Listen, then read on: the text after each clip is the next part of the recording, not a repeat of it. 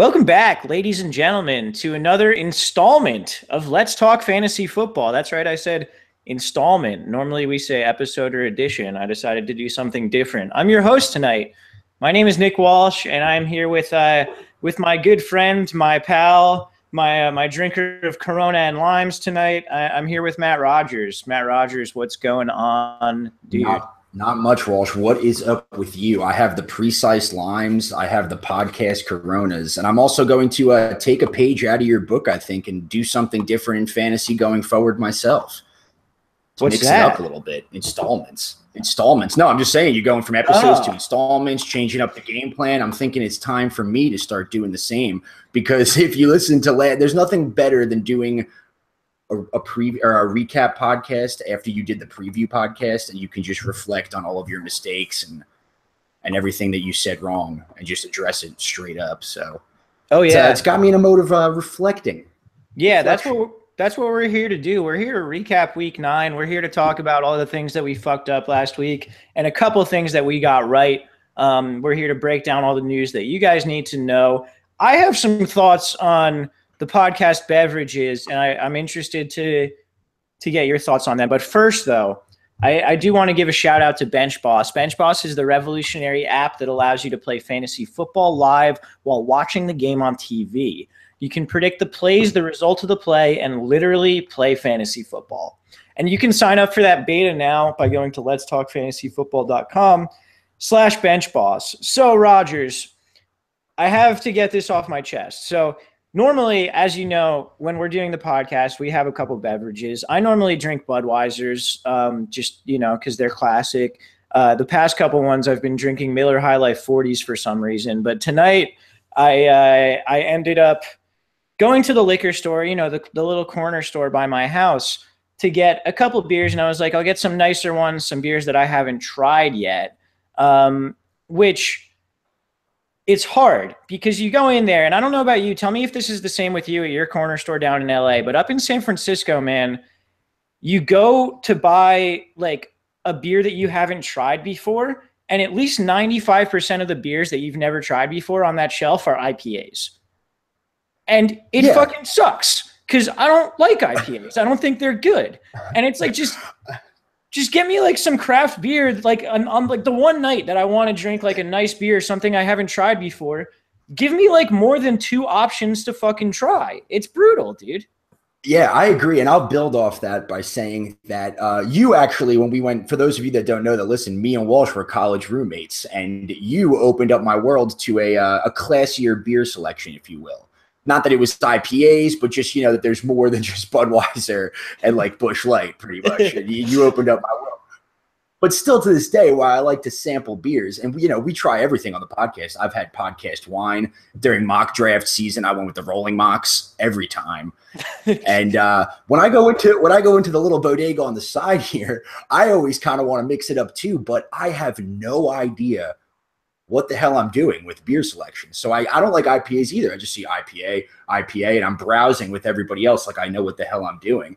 And then if I pick one to try one, since it's an LA like little bodega, like on the corner, not near anything, it ends up being like $25 for a 6-pack. And then I just end up going with like Corona or Budweiser or something like that. So I totally feel you on that, man. Not only am I not educated on what types of beers that I would like, but there's not really a great variety, at least as far as IPAs and whatever the hell else there is, blonde ales, and it's all above my pay grade. Yeah, dude. So, and I promise if you're listening to this, we're going to get to football very soon, but like, I got to finish this out. So I'm at the corner store. I'm looking through everything. I'm trying to figure out what I'm going to get. And I see one that I catch my eye. I'm like, this is sweet. I'm getting that. It's a brown ale, which I like brown ales. And it's called Oaktown Brown, which is like fucking sick name. And it's also, if you can, I'm holding it up for you to see. The label is like real minimalist, and it's Brown's colors. It's brown and orange, and like Oaktown Brown. I'm right next to Oakland, like all about it. Just everything about this is good. And so I'm looking for a second 6-pack. I'm like, I'll try a couple different ones, like drink a couple of each tonight. Then I'll have a couple for, another night, whatever else the case is. And I get this thing. I think it's by Founders, but it says it's a single hop ale. And I was like, all right, like I'm not looking for an IPA. IPAs have lots of hops. Single hop is less than lots. This is probably not that hoppy of a beer. So I get home and I crack one before, while I'm like adding stuff to the outline, taking some notes, looking up some stats, whatever else, start drinking it. It's like one of the hoppiest fucking beers I've ever had in my life. Like, how is one hop so much hoppier than beers that have lots of hops? See, I'll be honest. I know, sorry to finish your rant if you had one, but I was just going to say that I don't even know really what hops are other than the commercials that I see. It was just like, look at all these fucking hops. And I'm just like, oh, that's cool. And I've been taught that like more hops equal like stronger in my face taste that I'm not like classy enough to have. So I totally get you on that. Yeah, dude, it was a frustrating experience. I bought it specifically because literally every other fucking thing in there was an IPA. And I was like, this thing is like not an IPA. And then it is an IPA. Just tell me it's an IPA. And for those that didn't see the label, that is a sexy beer label. I would definitely, for the exact reasons you described, I would have grabbed that off the shelf as well. Yeah, I'll say this right now. It's called Oaktown Brown from Calicraft Brewing Company in San Jose. So if you're on the West Coast or that general area, give it a try. It's pretty good. Anyway. Real quick, though, to wrap up your beer story, my equal failure, make it quick because we've ranted, but I did not know what I was doing, and the liquor store got crowded and more crowded and more crowded, so I just grabbed the Corona because I was scared at all the people that saw I didn't know what I was doing. And right when I get up to my dude behind the counter, Alfonso, we're boys, in front of everybody, he just goes, "You gonna go Corona with no lime? What the hell are you doing?" And I was like, oh, shit, Alfonso. I'm trying to keep a low profile. And I went and I got the damn lime. You got pressured into buying a lime from the bodega. Damn, dude. Yes. All right. Yes. Well, now that we've done our beer talk, we will get into the Week 9 recap, guys. First, I do want to tell you if you do listen to the podcast regularly, please subscribe to us, throw us a review if you'd like to, and just make sure you're checking out the Let's Talk Fantasy Football apps available on both iOS and Android and compatible with your Amazon Echo. So, Rogers, let's get right into this now that we've spent some time talking about beer already. We're going to jump right into the news for this week. So the first item, Mike Evans is suspended for this week. Now, if you didn't see, Mike Evans really blindsided Marshawn Lattimore after a play. It was kind of like a fucked up thing. I didn't really see the precursor to it. Did not get ejected. Definitely should have been ejected. But I think based on the other wide receiver fight news from this week, the reason he got suspended is because he didn't get ejected. So, one, what do you think about this news? And then do you think it has fantasy impact for us? So I was actually going to ask you that question, that AJ Green, who we'll talk about in a second, actually got ejected from the game and will not receive any suspension. That kind of blew my mind a little bit. And I guess they're sort of counting that you got suspended for a half of the game, and that's kind of equivalent, but maybe Mike Evans didn't receive the justice. I totally am fine with it. I'm glad that it's a clear-cut one more than Zeke. His appeal was denied immediately, and he cannot play against the Jets, so that's good. As far as fantasy impact, I know we're going to get to Jameis's injury in a second. Actually, let's just get right into it right now, right? Yeah, sure. So Jameis Winston hurt that shoulder he's been playing through, and he's out at least the next 2 weeks. I believe it will be the first few games that he's missed in his NFL career, albeit very short.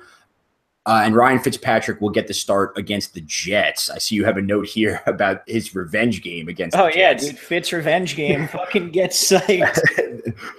Though I think that qualifies for like half of the teams in the NFL that Ryan Fitzpatrick's probably played for. That's true. Besides the fact, it certainly, I think, has fantasy impact. I mean, Ryan Fitzpatrick is certainly, I'm trying to think of the word because I'm an idiot right now. It's a very serviceable word, but he's certainly serviceable. It's exactly what I was thinking of, something that I am not, so that makes sense. It slipped my mind. Ryan Fitzpatrick is certainly serviceable. He can make fantasy wide receivers around him still relevant. As far as what it does for fantasy, I guess Adam Humphries comes into the conversation as a desperation, like not a bench ad, but it would have to be if you wanted to play him this week, I would think, right? What are your thoughts on that? So I don't know if Humphrey's role is going to change as much, and this might be me being hopeful because I liked him coming out of the draft, but my thinking is that Chris Godwin might start on the outside and they keep, Humphreys in the slot.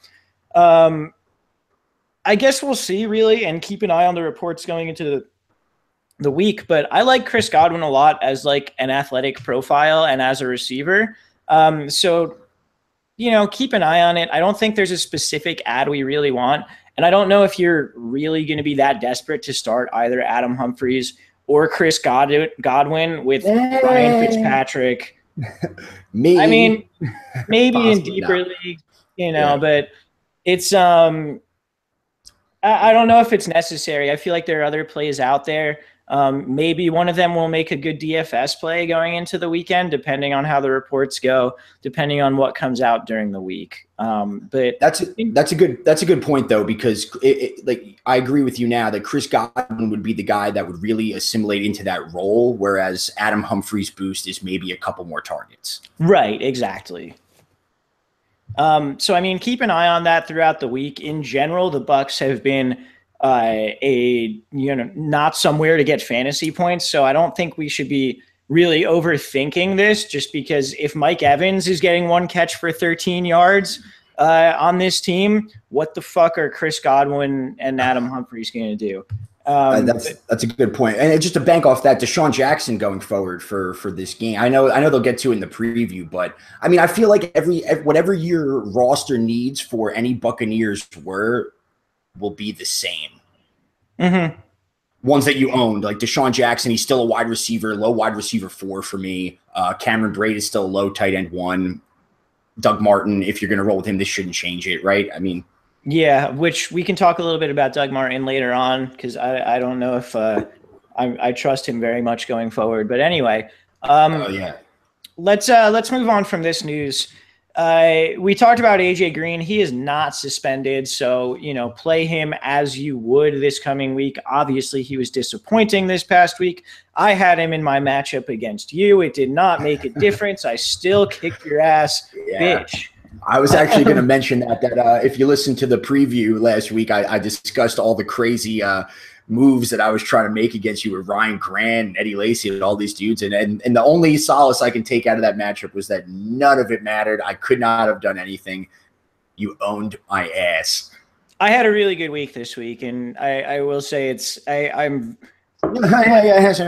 wildly pumped on it, because basically the first 7 weeks of the season I was absolute garbage, and I got a couple like bitch wins. And then these past 2 I've had good weeks, and I'm really excited about it. Anyway, let's keep going with the news. Zeke has another hearing on Thursday. What does that mean? I don't know what that means. I don't know what it means, and I'm fucking sick and tired of trying to find out what it means. It's shitty. Like, Zeke told me that when I saw that Mike Evans, they were just like, his appeal was denied and he's out. I was so happy. And that is nothing that would make me so happy normally. The Zeke drama is terrible. The only thing that I could possibly say is that if you're a Zeke owner, just if anyone picked up Alfred Morris or whoever the hell, just try and get him on a low buy while he's still expected to be active, because that way that people probably picked him up on the hopes that Alfred Morris or someone would play. Try and just get him in a low leverage situation in a trade, just so you don't have to worry about it anymore. Yeah, I think a great example is the guy in our league, in our main league, who owns Zeke. Before this past week started, he traded Sterling Shepard for Alfred Morris. That's like a no-brainer to me if you're a Zeke owner. It makes all the sense in the world to make that kind of move happen. And like, the guy who has Alfred Morris on his bench probably picked him up a couple weeks ago. He's probably sick and tired of this whole Zeke thing, and he's probably just as happy to get a startable on good matchups wide receiver for him. So 100%. That's really what you should be looking to do. The last bit of news that we have before we get into the injuries for this week is Jeremy Curley got suspended 4 games for PEDs. I don't think this matters at all for him. He has not been a fantasy consideration. What I think it does do is really give you a little bit more confidence in the target share of Robbie Anderson, Jermaine Kearse, and ASJ. Do you have anything else on that bit of news or that sort of thing, Rogers? No, I completely agree, but I will say one thing that I've said a couple of times on this podcast this year, and Quincy Enunwa, if only. Yeah. I was so on him early preseason, if you remember. He was like wide receiver 3 for me, and just I wish I could have seen what he gave to the fantasy world this year, because all the Jets have been a surprise all over the place as a team, as fantasy value, everything. And the thing is, too, I don't think they would have traded for Jermaine Kearse. So it would have been Enunwa and Anderson with ASJ at the tight end. And, like, that would have been pretty fun because Josh McCown's been slinging the pig. Enunwa would have been an incredible receiver this year. It's funny how going into the year, everybody thought the only fantasy relevant Jet will be Bilal Powell. And he's arguably the least fantasy relevant playmaker on that team for fantasy. Yeah, I would agree with that statement. It is pretty wild how that worked out. Let's move on to some of the injuries. We already talked about Jameis. He's out at least the next 2 weeks. Fitzpatrick is in there. Eddie Lacy left this game with a groin injury, the game against the Redskins. He did not practice on Monday. It's looking like he's not going to play Thursday. Thomas Rawls is expected to be the starter. That being said, CJ Prosise is likely to be active for this game as well. He'll probably take over the pass-catching down role. It seemed like Eddie Lacy was really kind of making his way towards being a viable running back in this situation. I don't know. What do you think about Lacy and then the couple guys behind him? Yeah, I was going to save this for our famous whack-ass backfield section, but let's just jump into it now. It seemed like Seattle, which has been a huge whack-ass backfield, we were almost getting some clarity on who was going to be the bell cow. Pete Carroll, I trusted him, even though it wasn't his fault that Lacy got hurt. And he was like, yo, this is our guy. We're going to feed him and see how it goes. And that's rare from Seattle. And it looked like that was the case. So people picked up Lacy as a speculative ad, and it made sense. And obviously that whole plan went to shit. So, I mean, I guess he started to show something to them in practice and things like that. It's a clusterfuck backfield. I honestly don't even know how it's going to shake it. Rawls is definitely the guy you would expect going forward. But to your point, not that anyone played Rawls last year, but his role, if say hypothetically, if you were valuing him as a fantasy start last week, he was saved a little bit with like two late catches for some big yardage at the end, and that will not be his role at all. You said CJ Prosise is back in on that, and JD McKissick is still there to steal that work. So Rawls is definitely should be added. I'm not sure his role going forward. I would say though, if you picked up Eddie Lacy, and while he may miss this upcoming Thursday game, hold on to him. Just because if this is only a 1 week injury and they wanted to go to him, he looked good in his limited time in that first quarter. So I would hold on to him at the bottom of the bench if you can afford it, just to see if they go back to the well when he's healthy. Yeah, I would agree with pretty much everything that you said there. Rawls is a tough one for me to start, particularly on Thursday night. Like, there's just something about that short week and a guy that I don't know, like the necessary workload for. We always used to talk about in college the Thursday night woes. Rawls could give you a hard case of the Thursday night woes if you end up starting it this week. So, and I also feel like when a backfield is crowded like that in a short week of preparation, they're going to spread the ball around and not put too much on anybody's shoulders. That's just a guess of mine, but that would be what I would think would be logical. That they're not going to be like Rawls is going to get 15 touches or 20 touches. It's going to spread the ball around a little bit, let everybody get a taste. Yeah, and it's always also important to remember that Pete Carroll is an asshole. So. He's going to do whatever the fuck he wants, and he doesn't care about what you think or your feelings. So. And when he briefly wasn't an asshole and told us the truth, God just was like, no, don't you go asshole in sheep's clothing, Pete Carroll. Well, yeah, no, that makes sense to me. I've been convinced, and I've said this on Twitter, I've said this in person. I think Pete Carroll sacrifices a goat to Satan before every game, every single week. So. It would make sense that God would be a dick to him the 1 week that he tries to tell the truth. But yeah, no one can prove that's false. Yeah, tell me I'm wrong. Show me the patent evidence that you have that Pete Carroll does not sacrifice a goat to Satan before every single game that the Seahawks play. You can't do it. On to Dez Bryant. Dez Bryant has an ankle and a knee injury. He is day-to-day. I don't think it's likely that he's going to miss time. But does this worry you going forward with Dez? Dez has kind of worried me all year with that rough schedule. If he's, if you own him, he's probably in your top 3 wide receivers, unless you got lucky with some deep flyers that worked out. But you got to roll him out there. The only thing that I would say is that if he's not playing at 100%, we saw in this past week that Cole Beasley got a lot of work again, and Dak started to kind of find his way with him, which is something I thought would be the case when Zeke was not on the field. And I think that that's something that could stay a little bit. Does that make sense? Not 2 touchdowns, right? You had 2 touchdowns this past week? 2 touchdowns, yeah. It makes sense to me. I mean, Cole Beasley's always the kind of he's the kind of guy who gets 2 touchdowns in like 2 games a year and then has 1 touchdown for the other 14. So he's tough to predict. I have a lot of trouble doing it. It would make sense if Dez is a little banged up, that he would get more work. I think he should be owned, certainly, and I'm very much worried about Dez if I'm a Dez owner. Yeah. Let's combine a couple of these into 2. George Kittle, he has an ankle injury. He is week to week. And then Trent Taylor, the Niners slot receiver, he has a broken rib. He is out indefinitely. Trent Taylor probably doesn't matter for fantasy circumstances. George Kittle, I don't think really mattered either, but Garrett Selleck is now the starter there. Does that matter to you? That matters so much to me. Garrett Selleck is my streamer of the week all over the place, and here's why.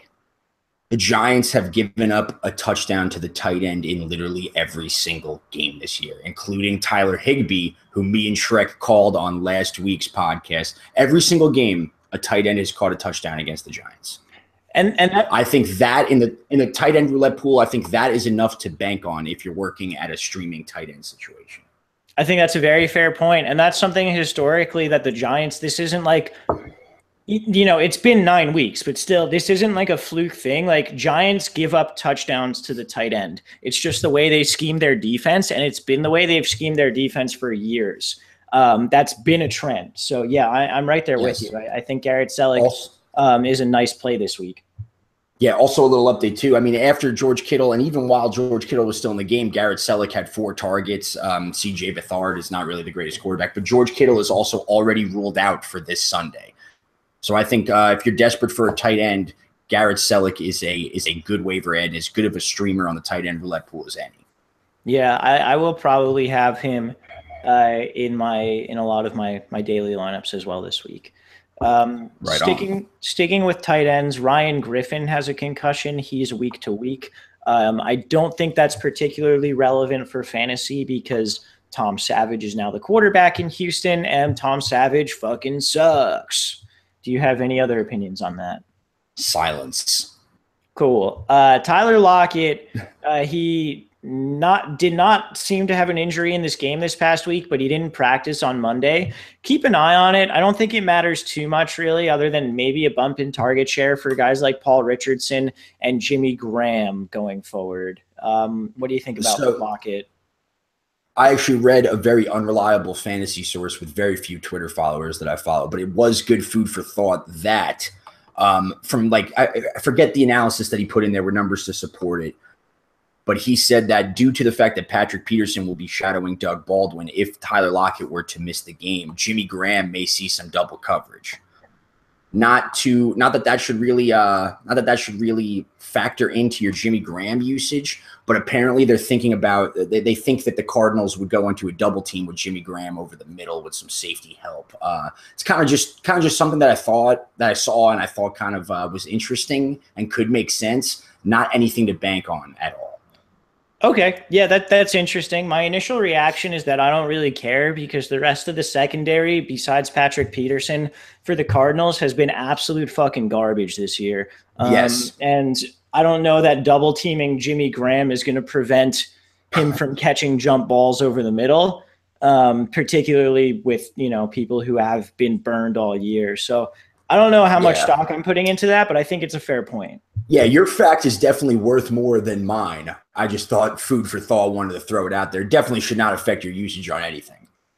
Fair enough. And then the last injury that we have on our list this week, Devontae Freeman, he's had a shoulder injury and he's not really a risk to miss this week, but he did come in and out of this game through this past week against Carolina, and he did receive treatment throughout the game, it seemed like, or at least speak to the trainers throughout the game.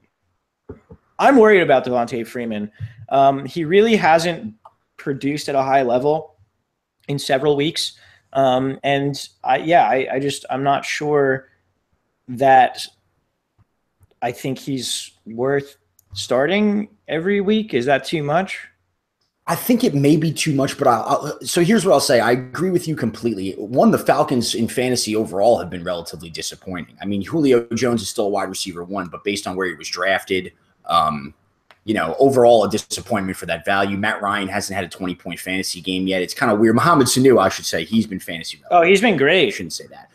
But yeah. So to bank off your point, though, I would say that I'm still starting Devonta Freeman because I feel like the situation was slightly similar going into this last week's game. And while he still did not perform at a high level, I'm sort of angling this towards more if you want to get cute with Tevin Coleman, that Devonta Freeman went into this game banged up and was questionable at least till Friday and still got double the snaps, double the workload, double the carries. It was only like 11 carries and like maybe 5 targets or catches. I'm not really sure the exact numbers. I'll get them up. But I would say that Devonta Freeman, I'm definitely worried about. I still will roll him out there if I own him because I forget who they're playing this upcoming week. I think it is the Cowboys. It's the Cowboys. So I would, if he's active, I'm still going to, it's a good matchup. I'm going to roll him out here, but I would angle it more on if you're thinking that Devonta Freeman left this game for a little bit and that means that you should start Tevin Coleman, pump the brakes on that because that hasn't been the case even with a 75% healthy Freeman. Right. No, that's fair. And I will say that I think Freeman has gotten a little bit unlucky in terms of red zone usage and touchdowns within the recent weeks. So that's probably part of it as well. But yeah, it's something to keep an eye on. We're going to get into some waivers, but first let's get a quick word from our pals over at Bench Boss. I decided to take the break early because I ran out of that second beer and I need to pee. So we'll tell Shrek to Yeah. I did it before the waivers, so that's fine.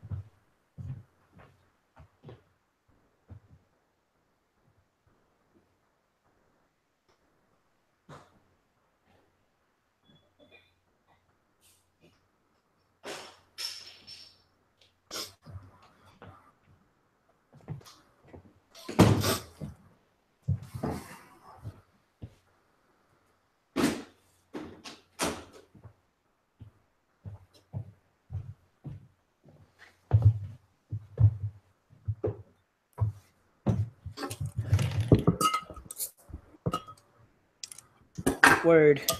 All right. Ready when you are. Cool. All right, guys, and we are back. That was our good pals over at Bench Boss. Again, make sure you are checking them out. You can sign up over at letstalkfantasyfootball.com/benchboss. Rogers, we got some waivers to go through, and we got a decent amount of them this week, it seems like. Some of them will be quick to discuss, but let's start at the quarterback position. And as you know, if you're a fan of the podcast, when it comes to quarterback waivers, we're talking about streamers because that's what quarterback waivers are. You're not really picking up a guy to start for the rest of the year for you. You're picking up a guy who has a good matchup this week. So let's start with Josh McCown. He is at Tampa Bay. Tampa Bay has given up a ton of points to wide receivers and quarterbacks this year. What do you think about McCown this year or this week? And where would he rank, I guess, in terms of your waiver pickups? Never thought I would say this, but I am so down with Jets quarterback Josh McCown this week. Like downtown Josh McCown, dude. Yes, I have not heard that nickname, and I fucking love it. It's a great matchup, like you said. Josh McCown has not had below 15 points since week 5, which is just streamer. Yeah. And his 2 bad games were in bad matchups, week 1 against Buffalo and against Jacksonville. So he's kind of the best that you can ask for a quarterback streamer is to just be relatively predictable. In a good matchup, are you going to get me between 15 and 19 points minimum, maybe blow up? That's what you want. That is what I think Josh McCown can give you in arguably his best matchup when he's been very, very consistent as of late. And what's weird as shit about Josh McCown, even though it hasn't happened in a little bit, he can get a rushing touchdown now again. That dude is tucking and running. There's a lot of blow-up potential with him. It's a great matchup. I love Josh McCown this week. I'd put him ranking, if you want to talk about that, I would put him like low quarterback 1. I'm putting him above guys like Kirk Cousins. I'm putting him above guys like, let me think, who are some other guys? Cam Newton. Probably in that range, though, if that makes sense, you know? I can't really think of anyone more comparable. Yeah, I'm right on him there. What are your thoughts? Yeah, I'm all about McCown. And, like, I think this has been a theme with at least me and Vinny for a couple of weeks. Like, McCown's a guy at this point you can almost just keep on your roster, and I don't think he's like really people are giving him that kind of respect. But unless it's a legitimately bad matchup, he's an every week starter, and this is a good matchup. So yeah, you're starting him for sure. Yeah, he's quarterback 10. Yeah, low end QB1, man. Low end QB1 downtown Josh McCown. Love it. Andy Dalton at Tennessee. We know Tennessee's a bad passing matchup, a bad passing defense, rather. They're a good matchup. That was very poorly done on my part. But anyway, Joe fucking Flacco almost had like an okay day against Tennessee this past week. So that kind of tells you all you really need to know. I think Andy Dalton's in for a great game this week. Yeah, my only thought on that will be logically it is. But when I look at streaming quarterbacks, like I said, what is your floor ceiling? What's this window that I picture you can get me? And I'm just always conscious of the fact that bad Andy can show up. And this is not hyperbole from me. That is a thing where in a bad in a good matchup, I did it too. I messed up the matchup line. In a good matchup, it is possible that Andy Dalton could just bust for no reason. I'm not saying that he's not a serviceable streaming quarterback.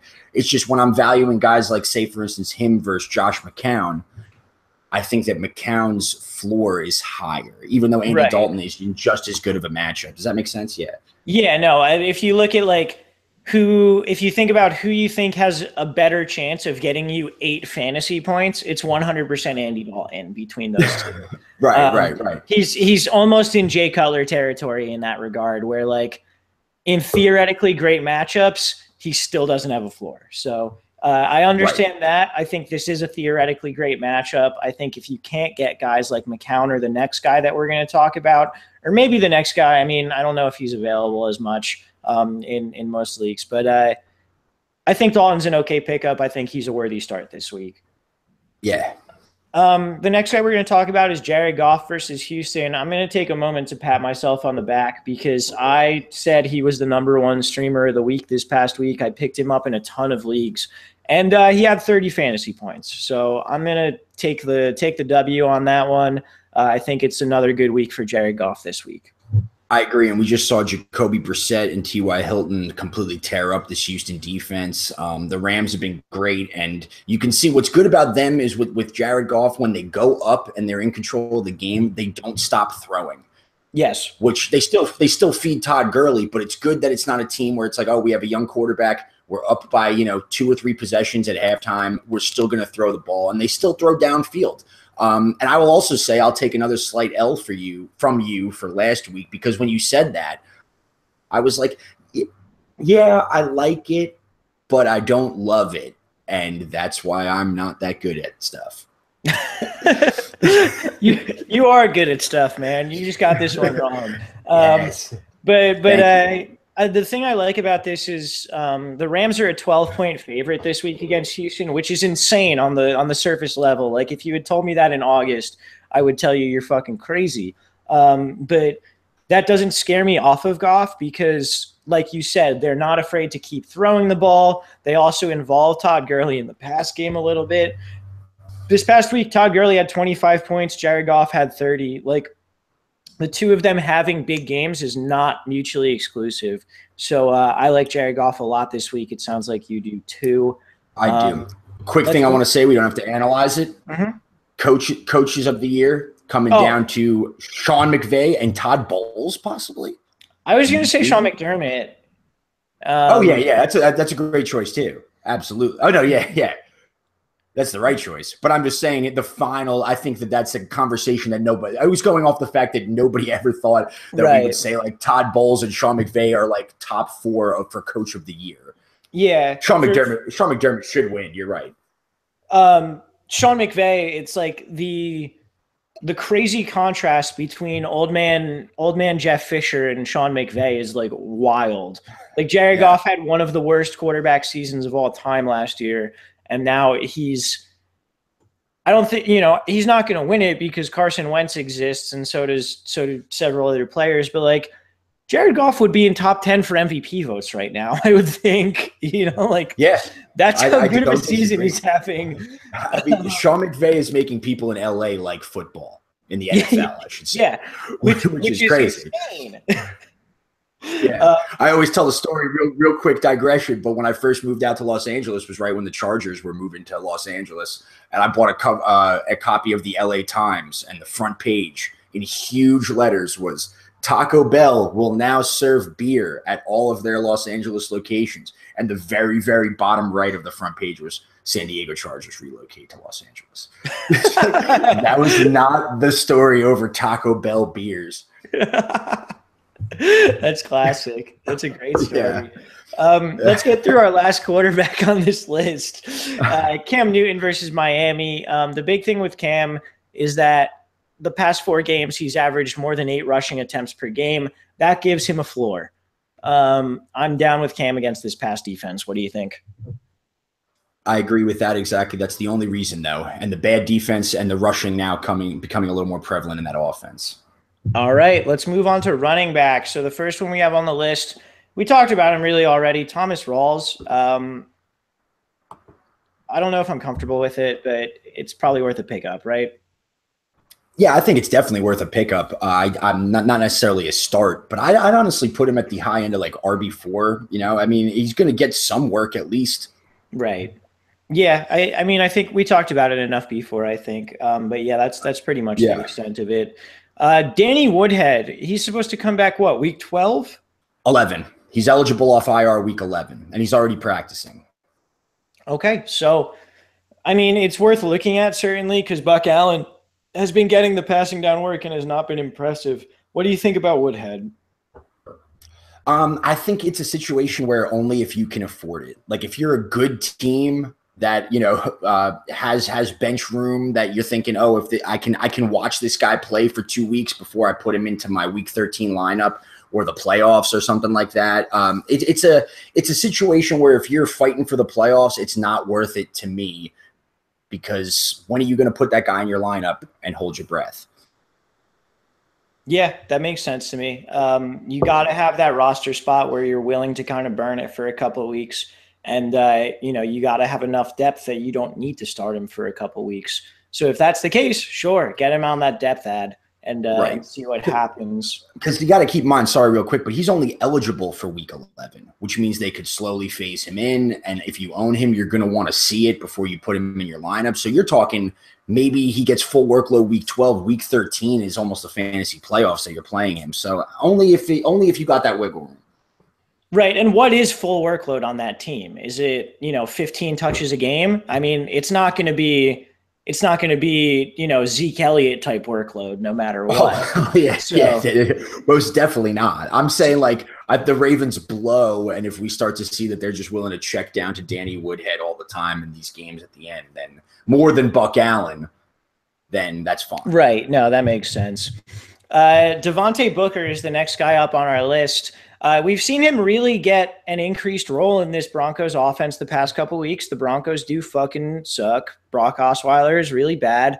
And CJ Anderson was hurt a little bit. We'll get a little bit more into this later on. But I think Devontae Booker should at least be owned. I don't think he should be started anywhere, but I think he should be owned. I agree. I mean, people own Jamal Charles, and I feel like the reason that you own Jamal Charles is now Devontae Booker's value. Exactly. That's the perfect way to put it. So keep an eye out on him. And then the last guy we have at running back is Corey Clement. He got a decent amount of work and he got 2 touchdowns. What do you think about this ad here? It makes sense because he's performing at a level that is fantasy relevant, but when are you gonna do it again? When I'm looking at this point of waiver ads, it's guys that I think will help my team, because most of the time right now I have a full bench and I'm picking up guys off the waivers to start in my lineup because fantasy's so fucking weird this year. So it's you got to pick up guys that you will feel confident using. So again, if you have the bench spot to hold him and see if he ends up being the guy, they just got Jay Ajayi. He got the 2 touchdowns. He got the most carries on the team. It's nothing that I'm counting on at the very best. I don't see him ever getting more than 15 carries in a game, 15 touches in a game, possibly. Yeah, I'll be honest. So at least. Yeah, no, absolutely. I'll be honest. I put him on this list kind of because I thought we needed to talk about him, simply because he did get those 2 touchdowns and he did get a decent amount of work this week. He did lead the Eagles running backs in snaps. I don't think he should be picked up because Jay Ajayi is going to be that guy going forward. They eased him in this week. He's still got a 50-yard touchdown run. Corey Clement is not the guy to own. Again, if you have a spot and no one else is available, sure, might as well throw him on there. But what's really the likelihood of that? I don't think it's very high. You're right. And to echo your point, I would say let that be someone else's problem. Sure. And then if Corey Clement is picked up by some guy in your league and he starts him and he plays well, you're not going to lose sleep over that. Fucking whatever. Good job, you Nostradamus asshole. And a real quick point I want to say, looking at Danny Woodhead's schedule, his fantasy playoff schedule is Cleveland, Indianapolis. Ooh. So if you're looking, I would say even just to get a little more specific on our Woodhead analysis, if you're a guy, and I can't cite any actual examples, but if you're a guy where you have running backs that you're running back to and you have really terrible matchups in weeks 14, 15, and 16 where you're like, oh shit, am I going to have to play this guy against Denver in week 15 when the playoffs start or something like that? Maybe then you can stash Woodhead because you can see it for a long enough period of time to know if it's worthwhile when the game matters the most. You know what I'm saying there? Yeah, no, that makes a lot of sense. That's a good thing to look at. Take a look at your current running back schedules. And if they're not that great, maybe Woodhead's your guy there to at least take a chance on. And if it doesn't work out, what are you losing? You probably dropped Marlon Matthews. These guys that you're just hoping, right? Bottom of the bench guys. I mean, you dropped Deontay Foreman. It's like you're not yourself over this. Yeah. One thing I can guarantee is that every team, 10 teams or bigger, every single team has at least 3 guys on their roster that are fucking worthless. Oh yeah, totally. Absolutely. You own Kenny Golladay. Take the chance on Danny Woodhead, bro. Bro. Yeah. That's one thing in general in fantasy. I think people are not quick enough to cut bait with players, and I'm on the other side where sometimes I'm too quick to cut bait with people because I think everyone's replaceable. And I am stupidly on the other side where I have owned LeGarrette Blount and Jonathan Stewart for 6 weeks and have not played them in weeks where I needed to. I started Eddie Lacy this last week instead of them. So once you realize that you have guys like that on your team, cut bait. Well, it's a good thing you didn't start Stewart because he got you negative points this past week, but that's another story entirely. Right. Yes. All right, let's move on to wide receiver. We got some stuff to get through still. I'm going to combine the two Bucs receivers. We already kind of talked about them, Humphries and Godwin. Do you think we need to go more into them as far as pickups? All right, cool. No. Let's move from two Bucs receivers to two 49ers receivers. We have Marquise Goodwin and Aldrick Robinson. They're both against the Giants. What do you think about these guys? Do you prefer one over the other? I would say that I prefer – this is stupid to say since Marquise Goodwin had that like 50-plus yard catch, but I would say I prefer maybe Aldrick Robinson just because of the actually. Just because of the home run potential. And when you look at this, it's pretty. I mean, they were going against a decent secondary with Arizona here, but they each got 8 targets. They each got only 2 catches. So it's kind of hard to gauge like what the fuck that means. But I'll say, like you say, I'm putting them on an equal plane, and I say Aldrick Robinson has the best chance to catch an 80-yard touchdown. See, I think they both have equal chance. I mean, they're both like incredible big play threats. You're right. I think Aldrick Robinson, to me, is I think he's just a better receiver, if that makes sense. But, I mean, not that he's really shown that in the NFL, but I guess, I don't know. That opinion might just be a bad opinion. Either way, you said it right. Both guys had 8 targets. Like, I know C.J. Beathard's the quarterback, but, like, if a guy's getting 8 targets, he should be owned. So I'm going to go out and pick up probably Aldrick Robinson in a couple weeks this week, just because I think it's the right move. Quick question. It's the stupidest question I've ever asked you fantasy wise, so I'll only make it one. Would you rather pick up Aldrick Robinson or Adam Humphries? Aldrick Robinson. Yeah, I agree. Just to put it in context. I was saying to put it in context for anybody listening. Yeah. Yeah, no, we blew that, but I think the reason for that is I think Aldrick Robinson and Marquise Goodwin have value further than this week, whereas I think Chris Godwin and Adam Humphries maybe have more value this exact week. But once Mike Evans comes back, they're worthless again. So that's a great point. All right, Corey Davis. You know what? Let's save Corey Davis. We'll save because I want to talk more about the Tennessee wide receivers later on. I would say probably the number 1 pickup of the week for me if he's on your waiver wire.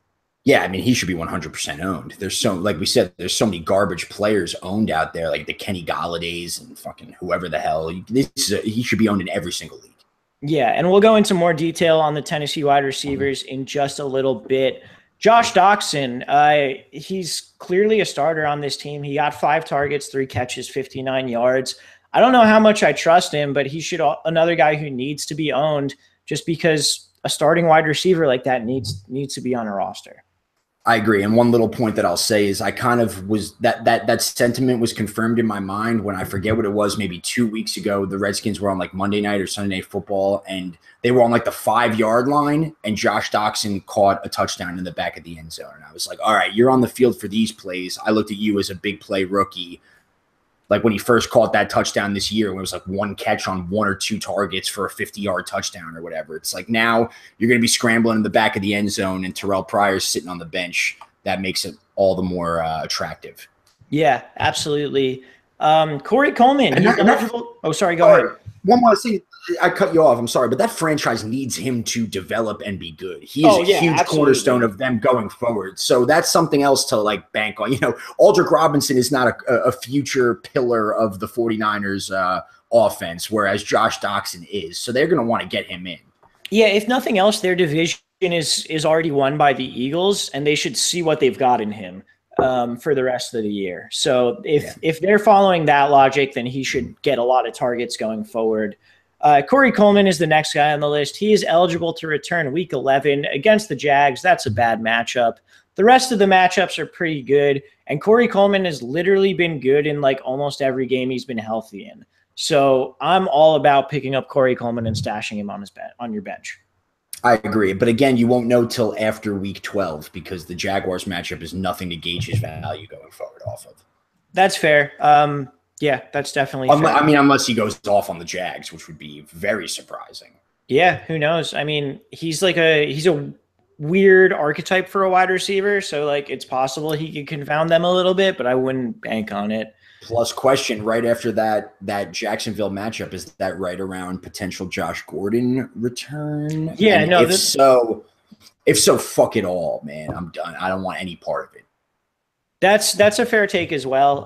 They'll both be coming back around the same time. Which one of them does better? Do either of them do anything? They're all valid questions.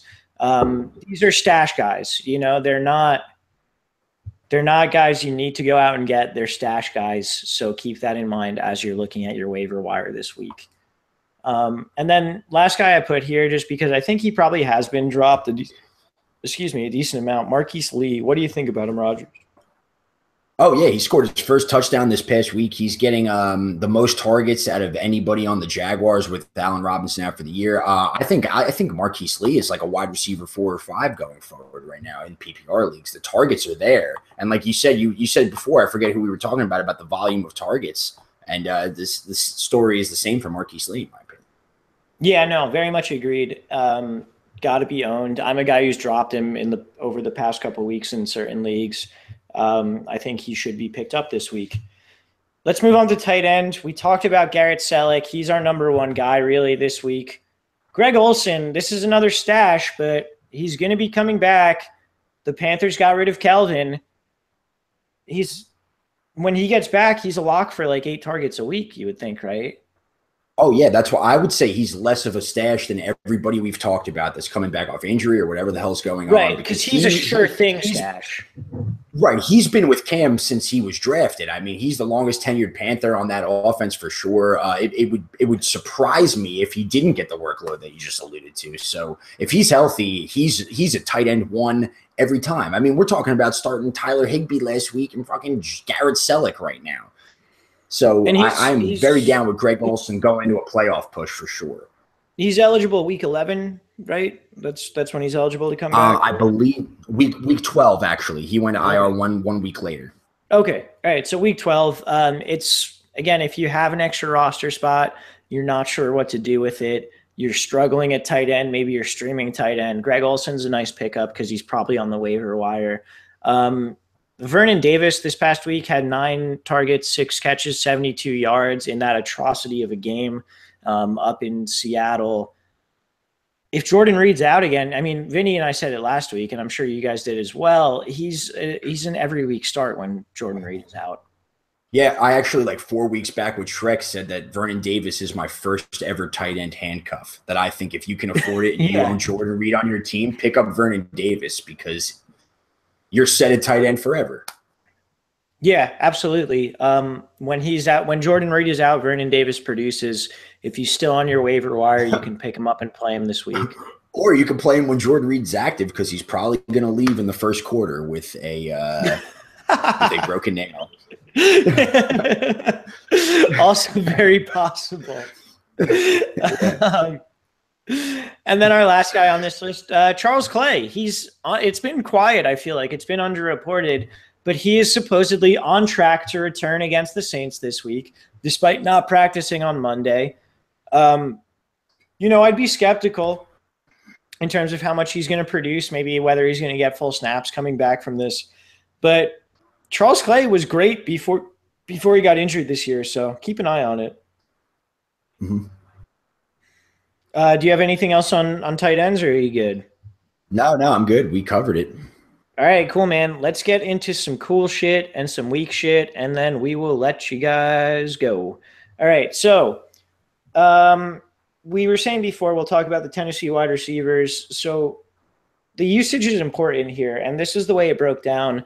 Rashard Matthews was in on 81% of the snaps. He got 7 targets, 4 catches, 70 yards, and a touchdown. Corey Davis in on 75% of the snaps, 5 catches, 2 yards, 5 targets, 2 catches, 28 yards. Eric Decker, only 44% of the snaps, 4 targets, 3 catches, 21 yards, and that touchdown. So the big thing is if you saw Eric Decker and you're like, oh, he got some points, it's not worth picking him up. He was in under less than 50% of the snaps. Corey Davis and Rashard Matthews are the guys to own, and Corey Davis needs to be owned. Rogers, what do you think of those guys?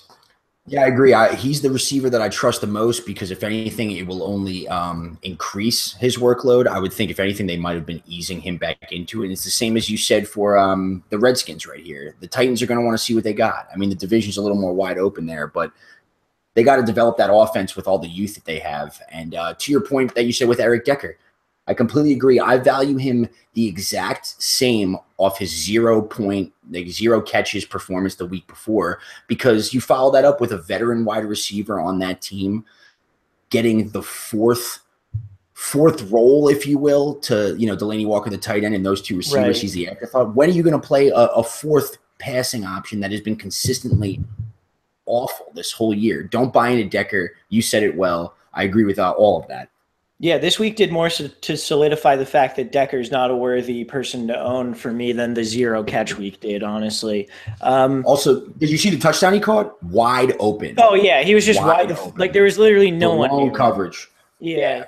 So the schedule the rest of the way for Tennessee is Cincinnati, Pittsburgh, Indianapolis, Houston, Arizona, San Francisco. So the big thing is those last 4 weeks.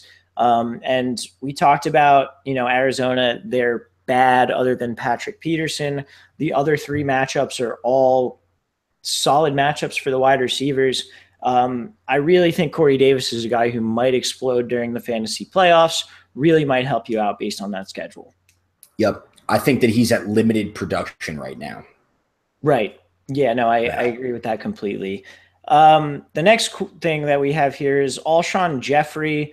He blew the fuck up in a theoretically bad matchup. I will say I think Denver's pass defense, they're not the same pass defense that we've seen in past years. No. And just in general, the Eagles went nuts.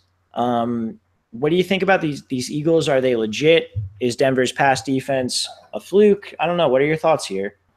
The Eagles are definitely legit. I think that this was slightly fluky for the Denver defense in the sense where you're still right that they're not what they were last year, but I still think they're a top 10 defense. It's got to be frustrating, and I give you kudos for Alshon Jeffrey owners that you've seen him bust so many times this year. And in a game where I bet you there's people out there that sat him on this because you're looking at him and I almost did in you're one league. Yeah. You're like, oh shit. He has not been what I drafted him for. And this is, unless I follow every single week heartily, this is one of the worst matchups he's going to see. And then he goes the fuck off. I think if anything, it's an indication that he's fine and he's still a wide receiver too. And you got to roll him out there every week. But I think the Eagles are so legit. So legit. Carson Wentz is going to be fucking MVP. You said it the other day. Yeah, he's dude. He's going to be MVP. It's crazy too. Sorry, go ahead. No, I was going to say I knew it, but I hadn't thought it until you said it. You were like, dude, Carson Wentz is going to be the MVP. And I was like, oh, yeah. Fucking yeah. There's no one else really right now. He's the front runner, and I don't think it's particularly close. So good. In this game, man, I was so pissed Ertz got pulled. I know I told you guys I threw a whole bunch of Carson Wentz, Zach Ertz stacks into daily lineups because I thought it was going to be low owned and be something that went off. And I ended up replacing them with Carson Wentz, Trey Burton stacks. And Burton caught a touchdown or whatever. But Brett Selleck had 5 targets as well. And you would think between Burton and Selleck, all of those targets would have gone to Ertz. So that would have been 9 targets Ertz's way and a touchdown. But anyway. Yeah, one thing I want to ask real quick because any Eagles fans that listen, and I know that there are a few, I have a question for you that I'm ill-informed on. I was on Twitter and I saw a couple people, enough to have me raise an eyebrow, that said, thank God Zach Ertz is not playing right now. It's great to have a real tight end like Brent Selleck in this game. And my thought process was, what the fuck? And then I saw a lot of people echoing that statement. And I just want to know, I don't know anything about it, don't know why. If anyone is an Eagles fan that listens, tell us your thoughts on that. Email us, tweet at us. I'm very, very curious as to why everybody does not love Zach Ertz and think that he's going to be the best tight end over the next 10 years. But I mean, you have to be not paying attention at all for this entire season to think that, because Zach Ertz has been one of the top 3 tight ends in the league, I would say, with Gronk and Travis Kelce this year. I'm wondering I don't get it either, but I'm wondering if it has to do with blocking, yards after the catch, whatever. Yeah, but what kind of casual football fan gives a fuck about tight end blocking, you know? Right. But that's what I thought until I saw a lot of people saying it in a thread, and I was like, I don't understand this, and I must be either ill-informed, stupid, or drunk like I usually am when I'm watching football. So I just want to know what people think about that. If you're an Eagles fan, you listen. Yeah, no idea whatsoever. If you do know, please let us know, because that's puzzling, to say the least. All right, let's move on to the Colts. The Colts went the hell off against Houston this week. Do you think we can count on this going forward? I want to ask you about this first, because I have some numbers and stats, and I know that you're a big T.Y. Hilton hater going forward. I think he's the ultimate sell high candidate if it wasn't totally every single week ever. But all right, you know what? I'll just jump into it. I'll say, what do I have here? So T.Y. is wide receiver 4, by the way. Really? In PPR and half point, but he's wide receiver 4, and that is literally on 3 games. I was going to say, he doesn't have more than 3 double-digit games, I don't think. He has, so every single game that he has been in, he has either finished with 22 or more points or less than 7. And I say less than 7 because that was only once. Every other one is less than 5. He is more boomer bust than Deshaun Jackson ever was in his prime. You got to sell high on this dude. His schedule coming up is abysmal. If you look at it, I'm going to get it up while you give me your TY. Oh, dude, I have it. It's his schedule right now. Hell yeah. It's Pittsburgh, bad matchup. Tennessee, great matchup. And then Jacksonville, Buffalo, Denver, and Baltimore, all bad matchups. Right. Dude, sell high, for the love of God, sell high. Trade for wide receiver or running back 3. Get rid of him.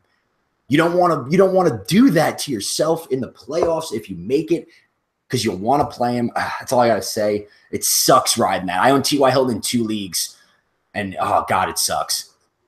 I'll say this, and this it might be because it's the next people that we're going to talk about. I would trade T.Y. Hilton for Damian Williams right now.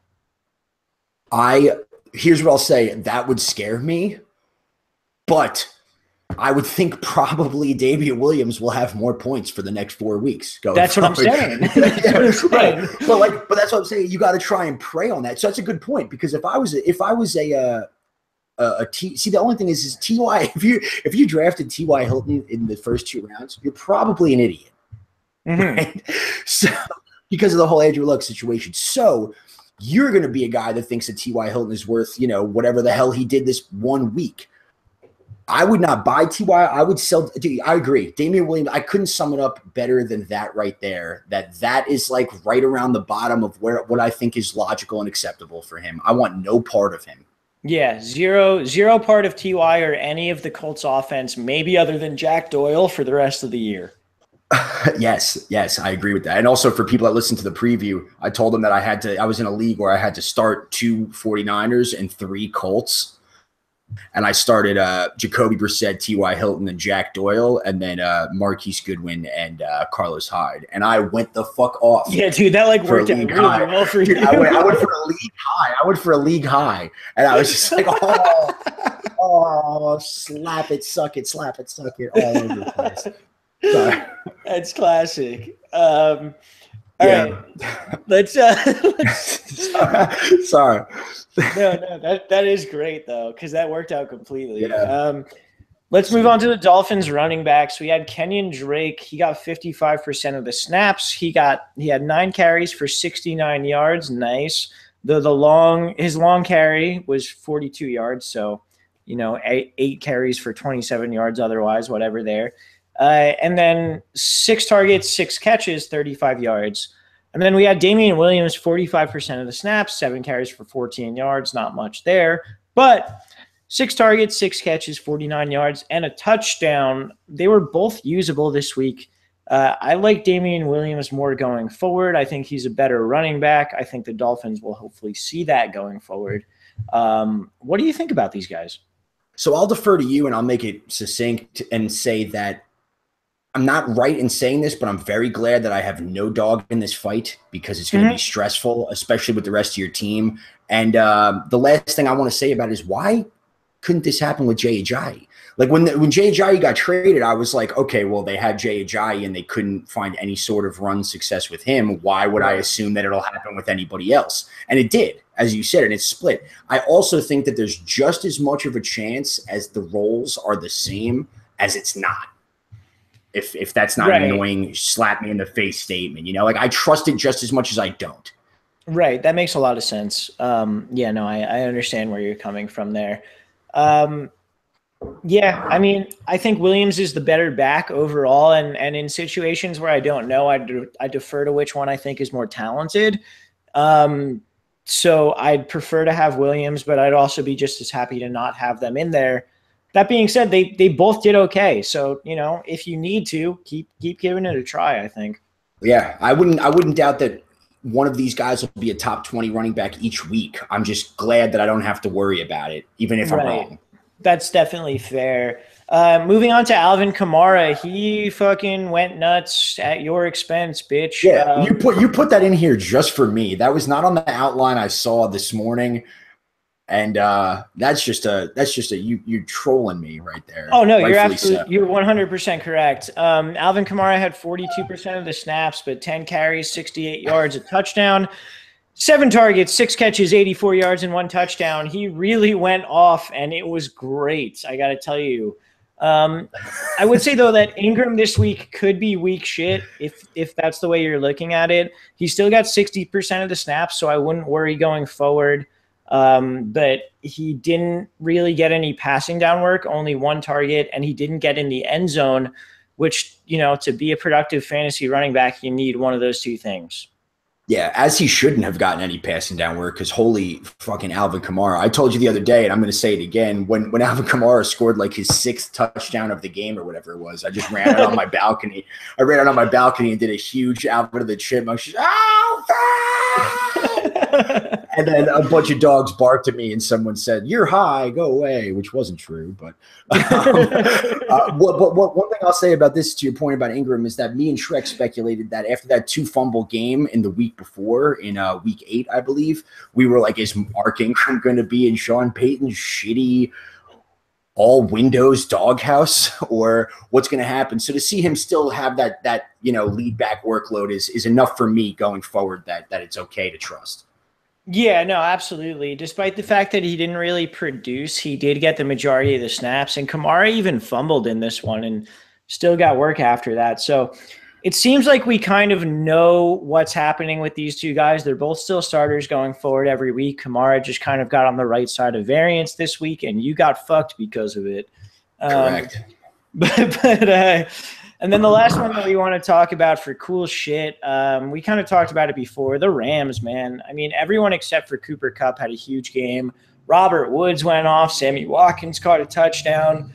Obviously, Goff, Higbee, Todd Gurley. They're a 12-point favorite against Houston this week. They're really good, and you should play a lot of people on their team. Yeah, and normally my thought process would be those were big plays that they scored on. Don't trust it. T.Y. Hilton just put up like an 80 and a 60-yard touchdown on Houston, and they are big play susceptible for sure. So roll with them like you just said.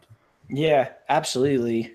All right. I'm going to tell Shrek to edit this out because I need to piss again. All right, cool. I kind of got to piss too. Yeah, and then we'll finish up. Cool.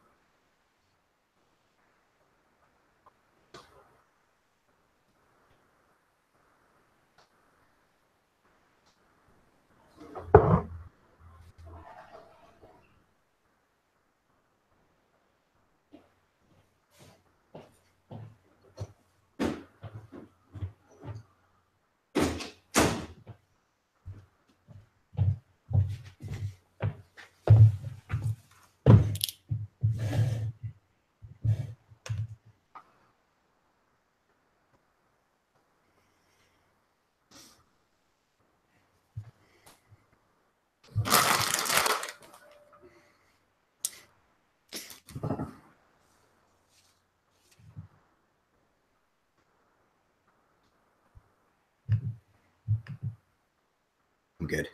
Yo. All right. Should we? Yeah. All right, Rogers. Let's talk about some weak shit, and we'll start with some whack ass backfields. Let's start with the Broncos. We talked a little bit about Devontae Booker, this whole situation earlier. This is tough. It's tough because CJ Anderson looked like a great running back earlier in the year. He hasn't been for quite a while. This week, no running back got more than 40% of the snaps. Anderson got 36%. Booker got 34%. Jamal Charles got 30%. And then Booker and Charles got all 7 targets for the running backs. I don't know. Do you think there's anyone in here worth starting? Who would you have on your roster? There's a lot of questions here. I would say Anderson and Booker should be the guys on the roster, like we said before about Jamal Charles. But one thing that I will say is that you just said no running back in a 3-headed monster backfield got more than 40% of the snaps. And that right there should be a no start anybody. Because in the earlier part of the season, even though CJ Anderson, I think, is still like top 15 in yards per carry, something like that. I haven't checked after this game, but he's over 4 yards per carry. So he has been slightly efficient, but there's a reason they're not going to him. And the Broncos were a much better team for the first 5 weeks, getting up on opponents and shit like that. We got Brock Osweiler and a little bit of a quarterback flux going on, if you will. And I don't see them playing from ahead really going forward. And when the snap count is like you're saying, the only way that you can start any of those guys, if it's like, for instance, when we're talking about the Eagles and you're thinking about Blunt and Ajayi and Clement, it's like, okay, well, how's the snap count go? And there could be fucking up some opponents and running the ball out. That's not the case with the Broncos right now. Yeah, no, absolutely. I think, honestly, with how bad the Broncos offense is and how bad Osweiler is, I think Devontae Booker's the guy to own out of anyone on this team, because he's gotten some passing down targets. He's also gotten some running down work, or some first and second down work. It's like I don't see and honestly, from the eye test, I feel like he's looked the best out of the 3 the past 2 weeks. I agree. But go ahead. Go on. I was going to say, a question that I will pose to you is, I have no numbers to back this up, and I'm just thinking about it right now, is that CJ Anderson has had, years where he's drafted in the first or second round the next year, blow up years, bust years, this and that. Is it correlating with Brock Osweiler under center? When has CJ Anderson had success with Brock Osweiler under center? Yeah, I have no idea. Think about it. I have no idea on the numbers on that. It would make sense I'm gonna look it in up. My head that he hasn't. But yeah, I mean, it's one of those things where Brock Osweiler is so bad that they're going to be playing from behind a lot. And based on the past 2 weeks, they don't want to give these targets to CJ Anderson. So why would we want to play him at all? That's kind of the way I'm looking at it. Yep. And that's been a theme with 2 separate coaches, which says something to me as well. That was a thing that happened in the John Fox era, and it's a thing happening now with Anthony something. I can't think of it. Vance Joseph. Vance Joseph. You know what, dude? I confuse him and Anthony Lynn on the Chargers so much, but Vance Joseph. Fair enough. Sorry. Let's move on. The AFC West, dude. I'm in the AFC West territory now. It throws me off. Yeah, no, that'll definitely do it. Let's move on to the Chiefs. Stay in the AFC West.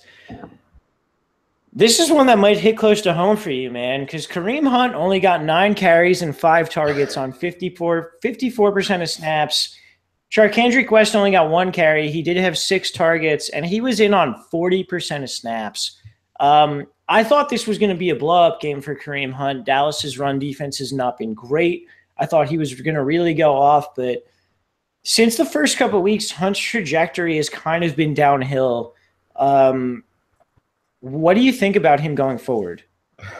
So first off, I own a shitload of Kareem Hunt. I think everybody knows that. And if you listen to our podcast, whatever, and I don't want this to sound sexist, so I'll make it gender neutral, but I'll say Kareem Hunt is the guy that you started dating a very, very attractive guy or girl, and they started to slowly gain some weight and become less attractive, and you're just like very hush hush about it, and just like, oh no, like that doesn't matter, like we won't post as many Instagrams or whatever, and they're just slowly getting less attractive, and you're just like, no, this guy's still great, or this girl's still great, and it's happening. He's trended downwards and been diminishing in fantasy value, and to your point that you just said, when they were down in that fourth quarter, it was the Charkandrick West show. Oh yeah, I mean, absolutely. the Chiefs were playing up the entire first half of the season, messing up everybody. But he's not scored since week 3. And it looked like, man, I can't say because I was getting very sadly drunk during that last Chiefs game. But it looks like when they're within the 10, they're rolling like triple option jet sweeps, Alex Smith rollouts to like the Anthony Thompson. Like they're not feeding what we thought was a bell cow for the first few weeks of the season. Yeah, no, that's fair. It's definitely very concerning, and it's like classic Andy Reid, where just like something's working, and he's like, "No, we got to fuck around with some other shit." but Right. Also, I will say that exact scenario literally happened to one of my best friends, like over the past year, and he finally broke up with the girl a couple of months ago. That's very, very great. I was hoping it wouldn't be any of our friends that just recently got engaged. I thought that was no. And then he asked her about yeah. It's one of my friends out here in San Francisco who that literally the situation that you described the whole time, I was like, this is him. But right. it happened. Everybody's just like, oh, yeah, you're right. Yeah, you broke up with her. Exactly. See, I can't break up because the thing is, to that point, I'll literally bank off that real situation is that there's sell high articles and everyone's saying you should sell high on Kareem Hunt. If anyone's paying attention, his value is obviously the lowest it's been all year.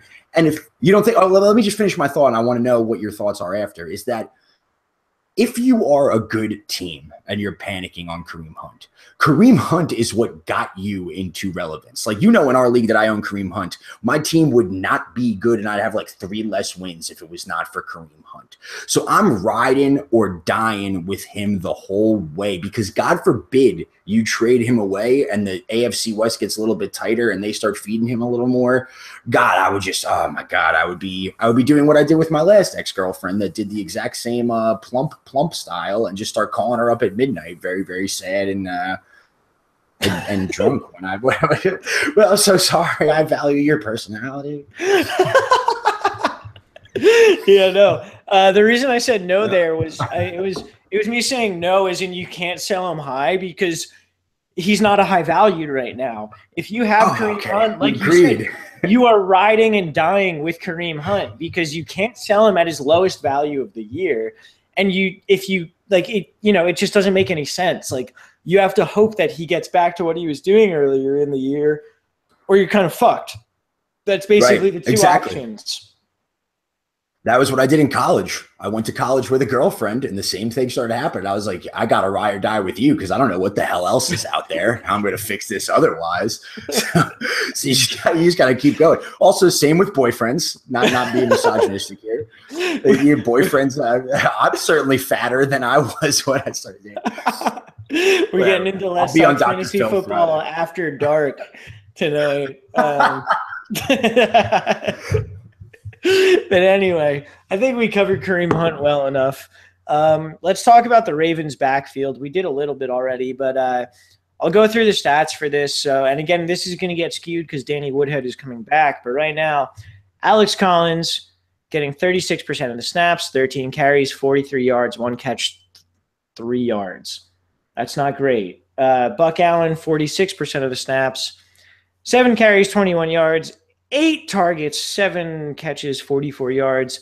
And then Bobby Rainey getting 18% of the snaps and getting 0 yards on 4 touches. So I don't think you need to worry about Bobby Rainey. But what do you think about Alex Collins? Like, do you think if their schedule is good? Because here's my thought, is that if their schedule is good, you can probably start Alex Collins. Like if they're a favorite, like if they're a Vegas favorite, you can start Alex Collins. If not, I don't think you can start anyone. I agree because just I'll make it quick is that John Harbaugh within the last 2 weeks, I forget what it was, said that, Alex Collins was going to get more work and be the guy going forward. And he knows that Danny Woodhead is coming back. So why would you say that? And Alex Collins has played well, at least, moderately above expectations in that role. So why would you do that or say that and not make him the, he's the runner. Like you said, I'm worried about Buck Allen going forward with Danny Woodhead coming back, but I don't think it should really impact any of Alex Collins' workload at all. And he's looked good, man, to the eye test especially. Oh, yeah, absolutely. So we'll see what happens there. I own Collins in a couple leagues. I'm playing him based on matchups. So just keep an eye out there. And then we kind of talked about the Eagles, how we think Ajayi's the guy. Do you think we need to revisit that at all, or are we good? I don't think we have to. I'll just ask you, without looking at the matchup, are you putting any of these guys in your lineup going into next week without looking at who they're playing? Eagles? Yeah. Ajayi.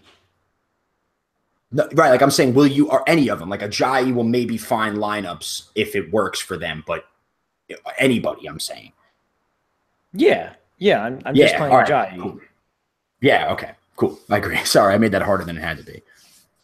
No, it's cool. It happens. We talked about how Seattle kind of got their weird situation. I think that's been covered. We talked a little bit about AJ Green as well. I don't think we need to talk about that. I'm going to let you go off on the Packers, man. Yeah, I'll try and not ramble too much, but if you watch the Monday night game, so that's true. Yeah, we're at like 4 hours. Yeah. I'm not sure it's not 6 a.m., but all I want to say is that if you own Packers and you're worried about them, Brett Hundley is the guy, barring injury. It will not change. Mike McCarthy has said it way too much for it to change, so get used to this. If you watch this game Monday night, it was pathetic. And one thing I want to say is it was bad. And what's worse about it is it's the healthiest the O-line has been all year. And they actually played very, very well. They lose Brian Bulaga, the beluga whale, who's always hurt, to a torn ACL for the year, which sucks. But the offensive line, if you went back and looked at that game, a lot of the trouble that Brett Hundley looked like he was in was on his own accord, from scrambling and bailing out on plays right away. Granted, Mike McCarthy wasn't calling any plays that resulted in more than a 3-yard slant or an out route or a flat route or something like that. But I don't think this is going to change. So what I want to propose to you, Walsh, is Brett Hundley is the guy. He hasn't turned the ball over, and the targets are still there for Adams and Jordy. But there's so much different targets than Rodgers targets and what you drafted them for. So like Devontae Adams will get 11 targets a game. That could result in pretty much what happened this last week of like 6 catches for 45 yards. Is it crazy to say that, and then we'll get to the running game in a minute, is it crazy to say that Randall Cobb is the most valuable Packers wide receiver going forward in PPR? I think it's really matchup dependent, but I don't think you're necessarily wrong on that. Hundley hasn't really shown anything that would make me think that he's willing to target the outside receivers. See, that's it. That is it exactly. That's why I value Cobb the most, because he looks once, he does a 1-2, and then the play is over. And maybe he'll dump it over the middle. And it happened the whole game, and it's an issue that they're trying to address. And he will not go away. This is something that's outside of like all the wide receiver value, but he has Kaepernick syndrome where he looks once, he looks twice, and then he bails. And he bails on clean pockets. He bails on situations where he doesn't need to bail. He just bails for the sake of like in his internal clock is saying to bail. And that's exactly when Kaepernick was starting and doing everything. I was like, this guy's fucking issue is he bails on clean pockets. And he bails when he doesn't have to. And Hundley's doing the exact same thing. And that's a great point, too, because honestly, it's an issue that they're trying to address as well, because the Packers as a whole, I feel like, are so used to bad O-line play. And if you're watching Aaron Rodgers, you see him roll out of the pocket, but he's a master of the game. So I feel like Brett Hundley is almost like, this is going to collapse on me, and I got to figure out what the hell to do. And I don't think it's going to change. And the thing with Jordy Nelson is what people don't realize is Jordy Nelson, half of his fantasy production for the past 4 years was once the play was broken down and his chemistry with Rodgers scrambling all over the place and figuring out that, which is not there with Hundley. So honestly, going forward in PPR leagues, full PPR leagues, I'm valuing these wide receivers as Randall Cobb, Devontae Adams, Jordy Nelson. Just because Jordy Nelson was a touchdown machine. That's why he was a top 10 wide receiver every year, and I don't see it happening. And Devontae Adams is getting more targets. The whole field has shrunk now, and McCarthy is going to baby and coddle Brett Hundley, and I really don't see it changing. And really, sorry, I am rambling like I promised I wouldn't, but I want to see him just give him the whole playbook. The Packers aren't making the playoffs this year at all without Aaron Rodgers. See what you got with Brett Hundley. Let him sling it. He missed a couple long throws, but I just don't see it happening. I think the short game is there, and like you made a great point, he is not looking outside the hashes at all. Yeah, I think what I will say in terms of the fantasy value of the Packers receivers, I think you're probably right in terms of Cobb is the most valuable one. I don't really know, but I think you're probably right on that. I don't think any single Packers receiver is a must start for the rest of the year in fantasy. I was actually going to say that they all are must starts, and now I think that opened my eyes to no, they're not. They're actually not. They're all high ceiling guys, but really low floor guys. Because here's the thing. Brett Hundley is never going to throw, I mean, unless there's an anomaly, obviously, or an outlier situation here, but Brett Hundley is not going to throw more than 2 touchdowns in a game. Right. And that way, and it could go anywhere. So how do you predict that or try and forecast that situation? I don't like it at all. Yeah, I mean, think of it. I'm glad I have no part of it. What do you like better, like Jordy Nelson on a random week or Marquise Lee in a good matchup? Marquise Lee. Yeah, like that's it's close. It's very close. It's very close. But that's your all point, that's a conversation. Right. Exactly. And the fact that it is a conversation should convince you towards logic. That's what I was just going to base off your point, is that the fact that you're weighing Marquise Lee for Jordy Nelson means that Marquise Lee is a smarter play. You got to go logic at that point. Because maybe someone will catch a touchdown on the Packers.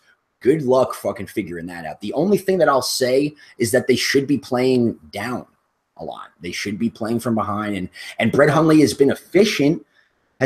Also, last thing I'll say is that this was a weird game in the sense where the Lions were just mounting like 9-minute drives, and they had like their lowest snap count, all the Packers, of the entire year. They barely had the ball. I don't think that really affects what we're talking about, but if you're going to sit Jordy Nelson this week against the Bears, I don't hate it. If there's someone, I would say though, play someone over Jordy Nelson instead of sitting Jordy Nelson. Does that make sense? Right. No, that makes a lot of sense. You're not going out of your way to sit Jordy, but if there's someone on your bench who you think has a good matchup, who you think has a good chance of scoring some points, do it. Right. I'm in a league where I'm playing Marvin Jones over Jordy Nelson this upcoming week. And I think that's very fair. Right. So that's all I want to say. And then just to get to the backfield, I'll just keep on rambling. Yeah, do it. What the fuck, man? Aaron Jones has looked great all year. Ty Montgomery is their guy. Mike McCarthy loves him. They want to like stand by their statement, I feel like, of making him the feature back. And it's just not going to happen. He's not durable enough. And if you're a fan, you're just looking, it's not going to happen. But they split touches. Aaron Jones went missing for a very long time. I think for those leagues, and I'm in leagues where Ty Montgomery has been dropped, he has to be owned. And I really wouldn't doubt if they start. This was a weird game where they each only got five carries, but I feel like going forward, they're going to shrink the field, and these guys could have value going forward. I think that both of these running backs are more playable than every wide receiver. Is that crazy? Ty Montgomery's getting touches. I promise you that. They will force it. Like if you look at this game where Aaron Jones started off the game running well, and when they went down, Ty Montgomery came into the game and was getting drives and factoring in, and they wanted to get him going. They think that he's this guy that's like I'm trying to make it compare, like a Julian Edelman or some shit like that, like some hybrid game changer. And I don't know. He's going to get his work. I think I agree that he is. I think that's dumb. I own Ty Montgomery, and I'm on the team feed Aaron Jones because I think he's good. but it's hard to say, really. I don't know. I'm not comfortable with either one, really. Yeah, I would be fine with potentially starting either of them going forward. I want Ty Montgomery all over the place just because It's just they're just going to go to. And I've said it every podcast. McCarthy's been a run first guy until Aaron Rodgers forever, and it's just going to shrink the field. It's going to be all over the middle. It's going to be the Cobb Montgomery, Aaron Jones show, hopefully. But whatever. Yeah, that's fair. Turned into a fantasy wasteland fucking quick. Yeah, very, very quick. The Packers certainly have not returned the value that we thought they would going into the season, and I don't think that's really going to happen. The last thing that we've got here is the Bucs. We kind of talked about it before. We're not really big fans of anyone outside of Evans in the passing game. And then it's worth pointing out Peyton Barber got more work than Doug Martin this past week. That backfield is also fucking stupid. Like, no, you can't trust anyone. It's just a terrible place. Do you have any other opinions on the Bucs? No. All right, man. I feel like we've probably done enough. Way too much for anything. Also, if you want to talk about the Bucs, I'll talk about Eric Bledsoe trade if you want. After the podcast. Yeah, you know what? Let's wait till after this podcast, and then we can discuss the Milwaukee Bucks and how good of a trade that was for the goddamn Milwaukee Bucks. But anyway, we'll see you guys next time. We got the preview coming up later this week. It is going to be your favorite combination, way better than myself and Rogers. It's going to be Don and Vinny. It's going to be the Voncast. And keep an eye out for that. It'll be coming at you Thursday morning. Part 2 will be Friday morning. Make sure you guys are subscribing, downloading, reviewing if you like us. And make sure you're sending in the questions. We didn't answer any tonight. We do answer them via email all week. We'll answer them on the podcast later this week. So keep an eye out. And, for Rogers, I'm Walsh. And later, podcast.